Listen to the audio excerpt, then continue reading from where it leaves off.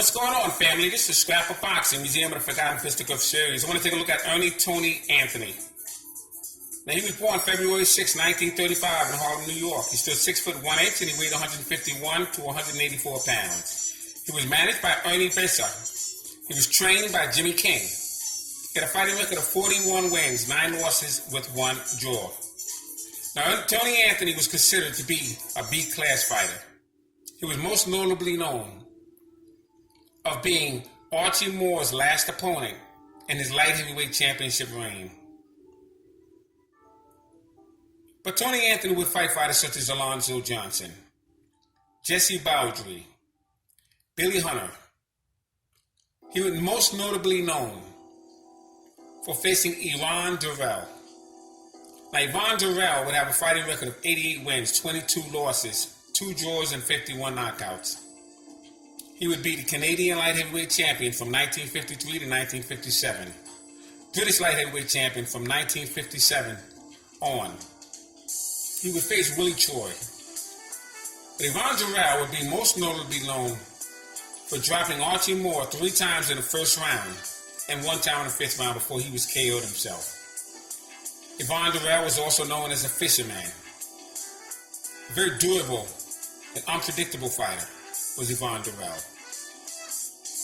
And Tony Anthony would also face Archie Moore. And like I said, he would be most notably known for being the last light heavyweight champion opponent for the 10-year reign. I have him ranked number 6, greatest fighter of all times, Archie Moore. Ranked number 1 as the greatest light heavyweight champion of all times, right in front of Roy Jones. I would have had Eddie Charles, the greatest light heavyweight champion, had he been champion. But Eddie Charles was that great of a fighter. Didn't get his opportunities, but he wound up becoming a heavyweight champion when he defeated Joe Louis in 1950. But Archie Moore would stand 5 foot 11, 145 to 206 pounds. Now, he would have 185 wins, 22 losses, 11 draws, 130 knockouts. Impressive.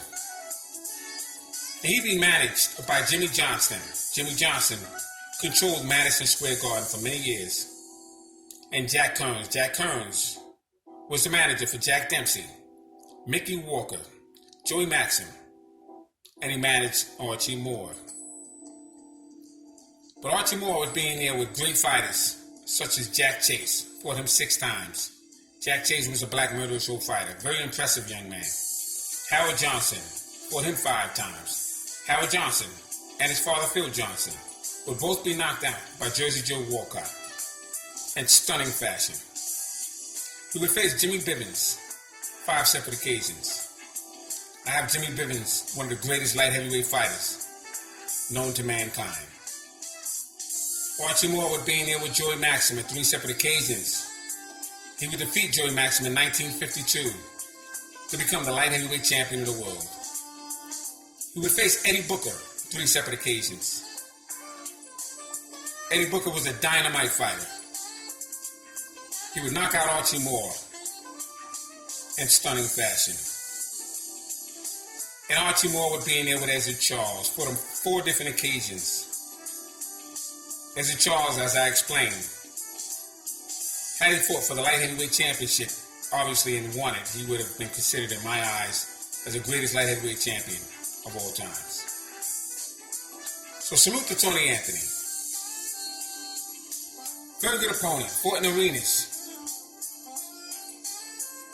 Got an opportunity to fight for the World Light Heavyweight Championship with one of the greatest fighters of all time, Archie Moore. So let's salute Tony Anthony for his progress, for the opportunity that he took advantage of that came up short. This is Scrapbook Boxing, Museum of the Forgotten Fisticuffs series, stating all great fights and all great fighters will never be forgotten on my channel. Thanks for hanging in here with me. Salute to my subscribers. Salute to Tony Anthony.